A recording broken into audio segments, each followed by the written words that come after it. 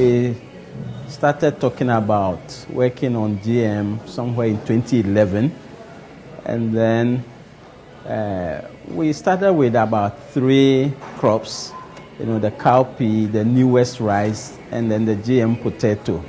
Over the years, the last few years, the newest rice and the GM potato, the work on it has slowed down a little bit, but for the cowpea, we've made progress. We are poised to releasing it to the public, to farmers, in about 2 years' time. So it's been quite good. Pushback has actually not come from farmers. It's come from some NGOs and certain individuals. It will surprise you to know that currently in northern Ghana, where farmers have heard of the GM cowpea, they are calling for it. They can't wait to get it.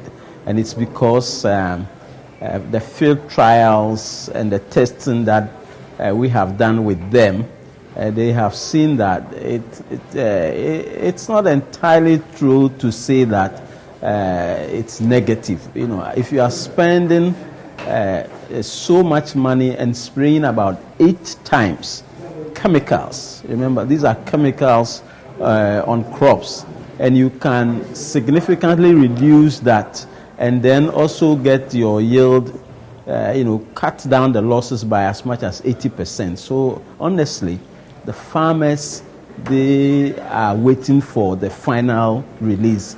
And so the pushback from the public, yes, we anticipated that as far as certain NGOs and certain groups are concerned. It's a global push, so you wouldn't expect that Ghana would be different. And so that one, we expected it.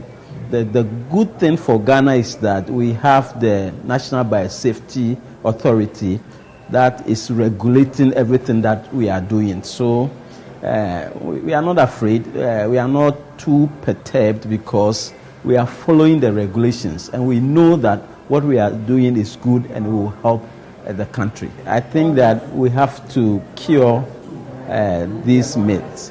One way we are curing it is education, public awareness. If people come to understand, if people come to know why we are doing it, they come to understand the science, the very basic science of it, and they realize, they come to understand that, after all, this is simple. GMO or biotechnology is something that we have lived with over the years. Then they would come to appreciate it. The other one is time. Time will tell if these things that the GMO, the biotechnology, manipulated crops are bad or they are evil. And then, let me just say that science, technology has always been like that.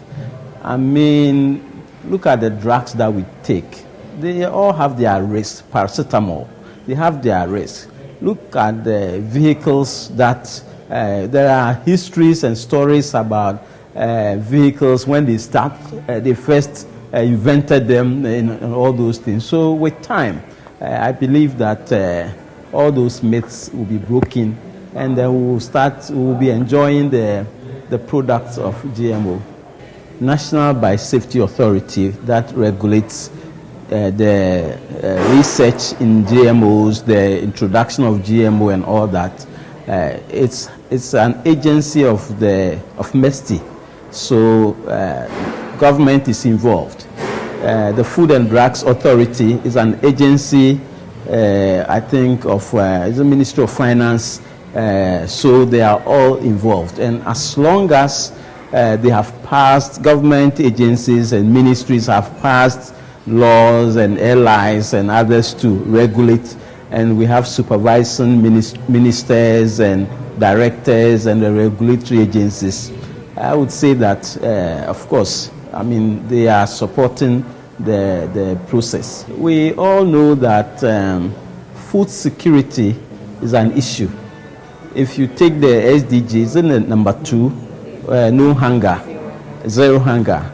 And we are growing, this world is growing. How many are we now? 9 billion. And the projections and the climate change and the conflicts and all the numerous problems that are hanging in the air, we have to find smart ways of producing food enough to feed all of us. They may be pushing, but the point is that you push it and we also look at it. We examine the science, we examine what you are bringing, and we know that these are good things.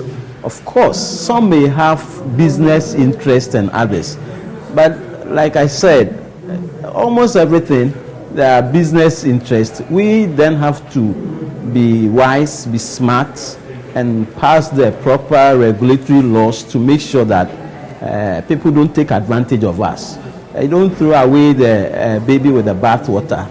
This is a good thing, and we have to pursue it strategically, carefully, and make sure that we derive benefits from it. I will urge all Ghanaian scientists, first and foremost, to understand the science behind GM, the basic science, and make sure that when they have the opportunity, they can explain it to our people. And I will urge our people to also have an open mind, ask questions, and be ready to receive the answers that are given you. And it's an open system.